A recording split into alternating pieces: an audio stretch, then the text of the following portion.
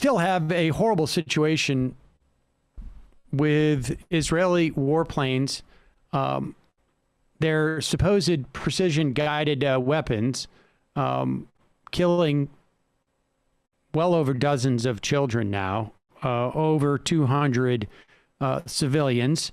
There have been limited civilian casualties. I don't know that there's been any in the past couple of days on the Israeli side.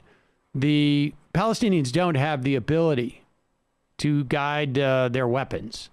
We will talk about that with Mark Lamont Hill, because that has implications in terms of the International Criminal Court, which is examining, and even prior to this conflict, although I imagine they're going to take it up for this conflict as well, human rights violations and war crimes charges against both the Israeli government and Hamas. So we will talk about that in just a few. But here is Antony Blinken. He is in Denmark, and he's being asked about what the U.S. is doing to slow things down. And this is, remember, the U.S. has stopped at least 3 attempts by the UN, for what it's worth. But I mean, there's only so much that other countries can do theoretically for calling for a ceasefire.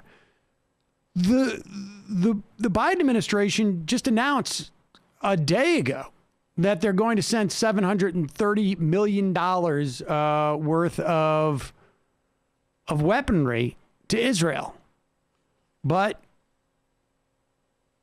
here is Antony Blinken just talking about it as if it's all happening. There's no active role for anybody to take.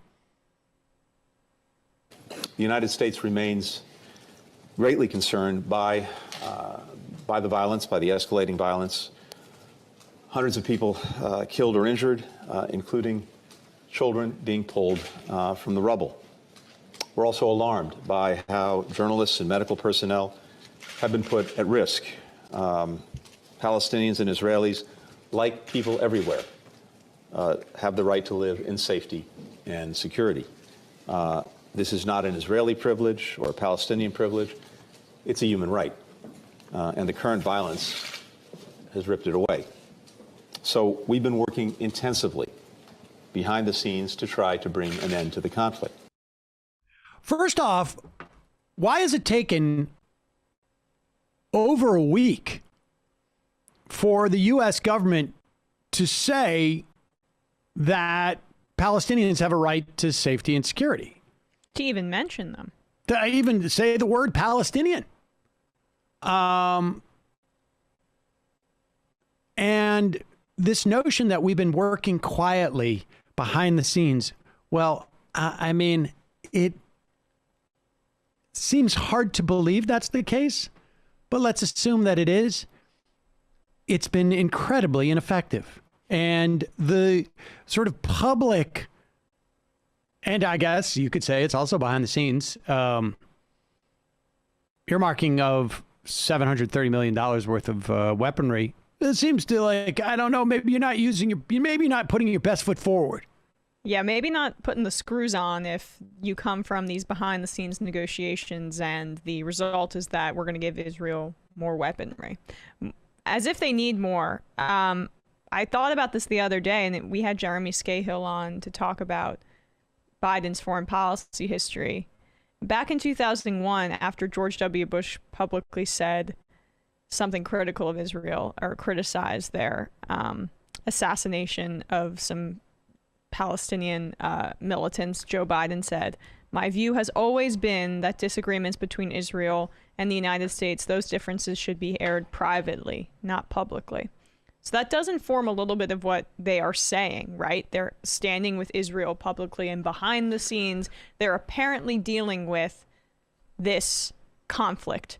But the proof is in the pudding of what those private dealings have created, what the yield has been. And it's been a continued emboldening of the Israeli government to continue to indiscriminately commit war crimes, shooting down buildings that contain press outlets. I mean, they attacked Palestine's only coronavirus testing center and their health ministry. So none of these supposed private dealings are doing anything to help at all, and I think that's by design.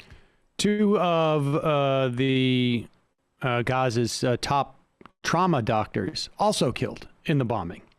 And as you've mentioned, Israel has the ability to target their strikes. Palestinians, Hamas, whatever, they don't. So this is deliberate when they're going after these kinds of this kind of infrastructure. And there's only now a couple of days worth of fuel, and they're anticipating widespread power outages in Gaza. And we should say that